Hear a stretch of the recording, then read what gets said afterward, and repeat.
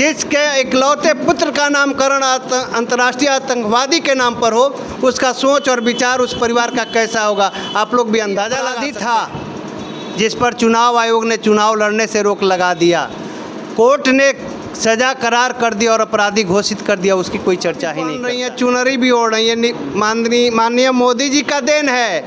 आप देखते जाइए, बहुत कुछ करेंगे और बहुत रूप बदलेंगी वो, ठीक ना। लेकिन उनका असली चेहरा वो नहीं है, जो असली चेहरा है वो पर्दा के पीछे। चैनल को बहुत बहुत धन्यवाद। और आज हसनपुरा प्रखंड का चुनाव कार्यालय का उद्घाटन हुआ है, जिसमें दरौंदा के सम्मानित विधायक कणजीत सिंह उर्फ ब्यास सिंह जी, बिहार सरकार के पूर्व मंत्री विक्रम कुंवर जी, सिवान के पूर्व सांसद बड़े भाई ओम प्रकाश यादव जी सहित बहुत से नेता एवं कार्यकर्ता उपस्थित थे, जिनके बीच कार्यालय का उद्घाटन हुआ।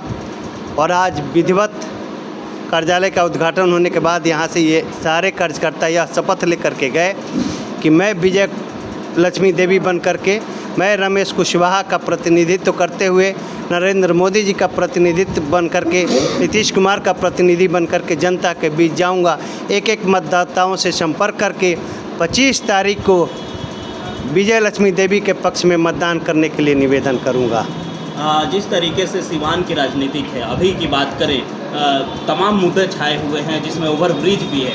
क्या इस बार जीतेगी आपकी पार्टी तो ओवरब्रिज का जो मुद्दा है वो ख़त्म करेगी? भैया निश्चित रूप से मैं कहना चाहूँगा कि अब पहला मुद्दा होगा जिसको विजय लक्ष्मी देवी ख़त्म करने की, समस्या ख़त्म करने का प्रयास करेगी।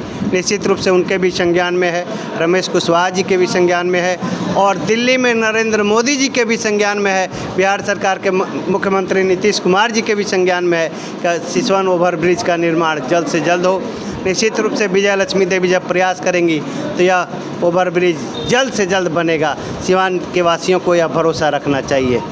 जिस तरीके से कुछ लोग आरोप लगा रहे हैं रमेश सिंह कुशवाहा जी पर, कुछ ऐसे आरोप लगा रहे हैं जैसे लोग उनको कह रहे हत्यारे थे, उस पर आपका क्या कहना है? देखिए, हत्यारे हैं या नहीं है यह तो कोर्ट का मामला है, और कोर्ट इस पर संज्ञान लेती। वो अपराध, कोर्ट उन्हें मुजरिम तो करार नहीं न दिया है। अब आप ही पत्रकार हैं, हम आप ही पर कोई आरोप लगा दें तो इससे आप दोषी थोड़े हो जाते हैं। जो व्यक्ति अपराधी था, जिस पर चुनाव आयोग ने चुनाव लड़ने से रोक लगा दिया, कोर्ट ने सजा करार कर दिया और अपराधी घोषित कर दिया, उसकी कोई चर्चा ही नहीं करता है। तो फिर, और मैं जो कहना चाहता हूँ, जो लोग कह रहे हैं कि थोड़ा सा एक और भी चर्चा आती है कि रमेश कुशवाहा जी माले से हैं, फलां से हैं, ढकाना से, ये चर्चा आप लोग भी उठाते हैं आए दिन। मैं पूछना चाहता हूँ कि 2023 के पहले जिस प्रत्याशी के तरफ से यह आवाज़ उठवाया जा रहा है वो कहाँ थी? अमर यादव से पहले 2020 में, चुनाव से पहले 2019 में जयशंकर पंडित जी चुनाव लड़े थे यहाँ 2019 के उपचुनाव में, उनको मात्र 3700 वोट आया था। और जब अमर यादव जी लड़ते हैं, अमरनाथ यादव जी, तो उनको 60,000 वोट आता है। या किसके समर्थन से 60,000 वोट आया था आप भी जानते हैं। आज अमरजीत कुशवाहा जी माले से विधायक हैं और सतदेव राम जी माले से विधायक हैं। किसके समर्थन से जीते थे? जो हमारे साथी भ्रमित होकर के जिनके पक्ष में बोल रहे हैं, कुछ साथी, सभी नहीं, कुछ साथी जो बोल रहे हैं, तो उनको पता होना चाहिए कि 2023 तक जिनके पास, हम नाम नहीं लेना चाहते हैं, जिनके बारे में बोल रहे हैं, जिनके पक्ष में बोल रहे हैं, वो आज तक माले को वहीं पोस रही थी। 2 विधायक का जितवाने में इनका बहुत बड़ा योगदान रहा है। ये दूध की धोई हुई हो गई हैं, दूध की धुली है का। माले को पोस करके इन्होंने रखा है, समाज को विखंडित करने का काम इन्होंने किया है। पहले हिंदू मुसलमान में, फिर अगड़ा पिछड़ा में इन्होंने बांटने का काम किया है। मैं पूछना चाहता हूँ कि पहला चुनाव था तो इनका किसी ने चेहरा नहीं देखा।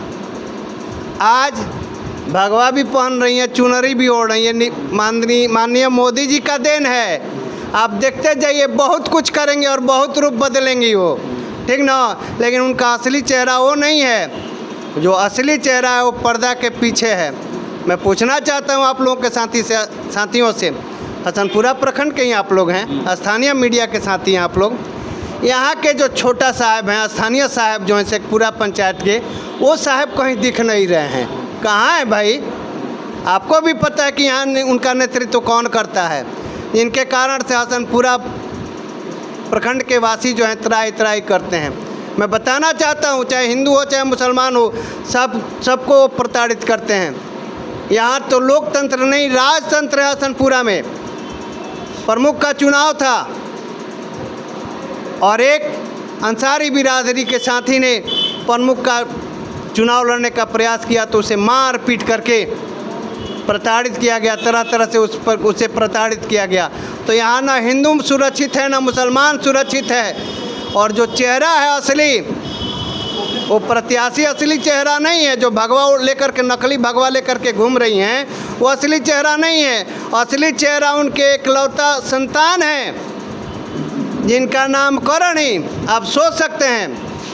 जिसके इकलौते पुत्र का नामकरण अंतर्राष्ट्रीय आतंकवादी के नाम पर हो, उसका सोच और विचार उस परिवार का कैसा होगा, आप लोग भी अंदाज़ा लगा सकते हैं।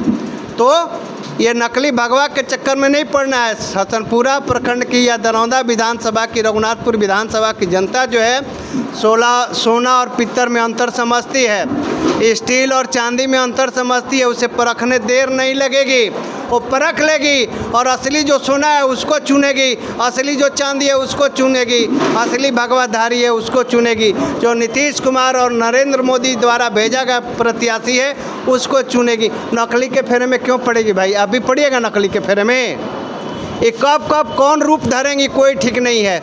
इसलिए हसनपुरा की जनता मन बना चुकी है कि एक एक अपना कीमती वोट क्रमांक संख्या 3 पर तीर छाप के सामने नीला बटन दबा करके विजय लक्ष्मी देवी को यहाँ से भारी मतों से जिता करके दिल्ली भेजेगी और माननीय मोदी जी के लक्ष्य अब की बार 400 पार को पूरा करने का प्रयास करेगी।